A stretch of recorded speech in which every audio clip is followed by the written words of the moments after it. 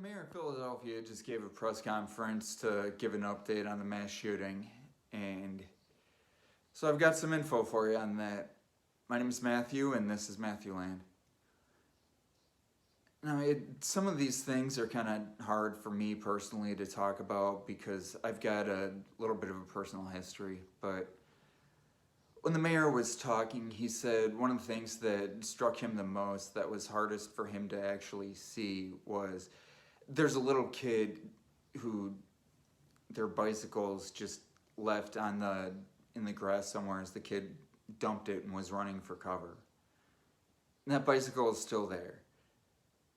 He said he doesn't know why. He doesn't know if it was one of the kids who got killed or that's sitting in the hospital right now, but the people who lived in that neighborhood have left it intentionally. They've picked a lot of other things up, but that specifically has been left. And he said it's almost like a memorial of some sort.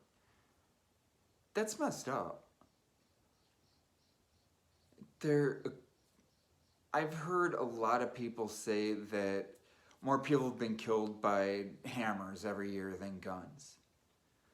Well, I did a fact check for you. Since 2019, according to the FBI, over 11,000 people have been killed by guns. And hammers, knives, and other blunt objects are under 1,100. It's 8.9%, just under 9%. So whoever's putting that information out there is not giving you accurate information. They're trying to tell you that guns are okay. They're not the biggest problem in the world. More people die by guns in this country than cancer, AIDS, and other infectious diseases combined. It's messed up. With all these mass shootings, there have been 405 mass shootings this year, and today is the 129th day of the year. It's makes it just under 4 a day, like 3.75 a day. This is a big problem. And if America's the greatest country in the world, we have a very great problem. And you know what? This is a uniquely American problem. I have a friend who lives in kind of a crabby part of Brazil, and she was telling me that when she wanted to come visit the US, her family was actually asking her if it was safe. And she's kind of in an area where there are drug lords. That's where cocaine is harvested and all that. If you've got someone from a third world country concerned about their personal safety, that's messed up. This is not my country. This is not what I believe this country was founded on, what our founding fathers wanted. Justice Stevens once wrote that when you look at the Second Amendment, when you read it properly, in order for there to be a well-maintained militia, so when you read it like that, the right to bear arms is specific to if you're in a militia, specifically. Judge Alito, a very conservative justice, said in an opinion that the right to bear arms shouldn't be complete to whomever wants it for whatever reason whatsoever. You've got a conservative justice saying that. Why can't we come up with some form of common sense gun reform? I don't believe that guns should be taken away from anyone. I'm a very big advocate of the Second Amendment. I've got my own FOI card. It's something I do believe in. I think that people should have the right to bear arms. But there are certain weapons that you shouldn't be able to get. Weapons like this that are the classic weapon it's the weapon of choice for mass shooters. We should get rid of the weapon of choice for mass shooters, shouldn't we? I've been accused of trying to use logic too much. This is just logical to me. I don't think that if you own an AR or an AK or whatever, personally, I don't believe in taking guns away from anyone. I think you should be able to keep your gun. But restricting the sale from this point forward, more comprehensive background checks, reasonable waiting period. A lot of people have said, well, what's a reasonable waiting period? Depending on the politician that you ask, it's between 7 to 10 days. It's basically long enough for there to be a comprehensive background check so that we know who we're selling the gun to is someone that we can trust with a gun. Now, if you want to use it for hunting, then waiting a week or two, really, what's a big deal? If you're going to be missing out on your hunting season, failure to plan on your part is your problem. It sounds like a you problem. If you want it for personal protection, then that's fine. That's fine. But waiting a week or two to get your gun, to make sure that it's okay for you personally to have a gun, so it's safe for you to have a gun, for me, I don't feel like that's too big of an ask. Did you know that it's okay for domestic abusers and people on the terrorist watch list to get guns? About a year and a half ago, Congress actually passed a bill that made it easier for people with current mental health issues to get a gun. You can be on the terrorist watch list and buy a gun. You're on the no-fly list. We think there's a risk that you might try and blow up an airplane or fly it into a building. But you getting a gun is perfectly okay. What the fuck? You're more likely to kill someone with a gun than with an airplane. Aren't you? I mean, seriously. Think about it logically. Think about it like that. You're more likely to... No one's gonna blow up your airplane.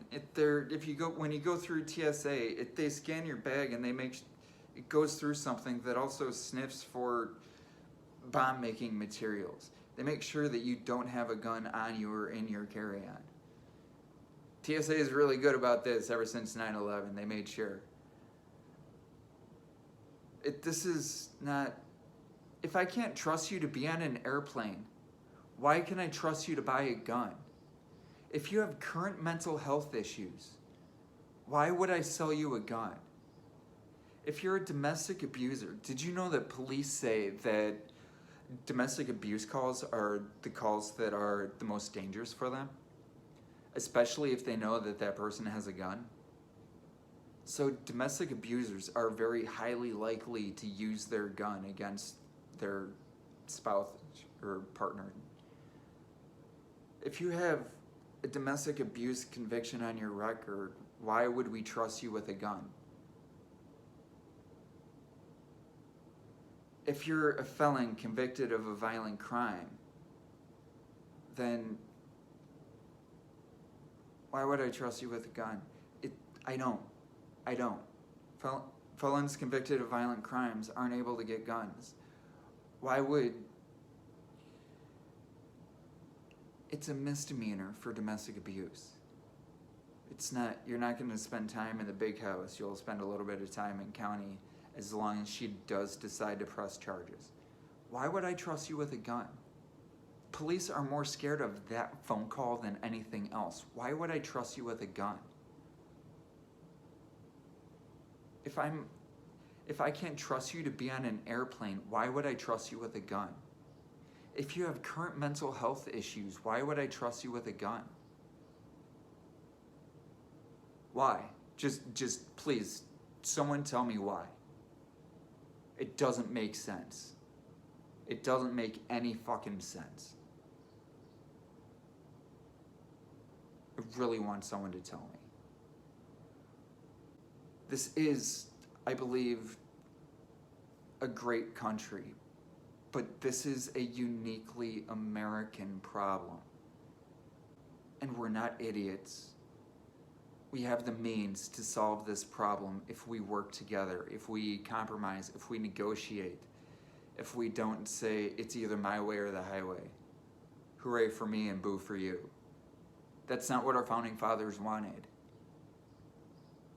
Our founding fathers actually said that the Constitution should be looked at and updated about every 19 years, according to Madison.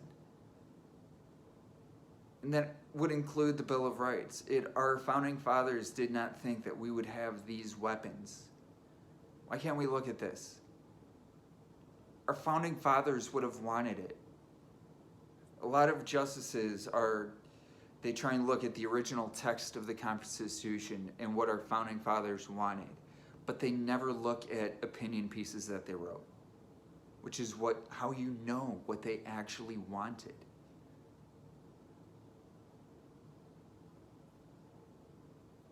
There has to be a way for us to come together as a country and find a middle ground, some sort of middle ground, to make it safer for me and for you. About a year ago, not 20 miles from here in Highland Park, was the site of a mass shooting. My mother is a teacher, and in her school was the site of a school shooting. These are uniquely American problems. They've hit me literally close to home twice. We're not idiots. We can figure this out as long as we realize that I'm not going to get everything that I want. And you know what? That's fine. And you're not going to get everything that you want. That's fine. But at the end of the day, we both get some things that we wanted, and we found a way to compromise. That's what our founding fathers wanted. That's what this country was built on. We need to figure this out. We really do. Again, my name is Matthew. This has been Matthew Land. Please like and subscribe. I'll catch you next time.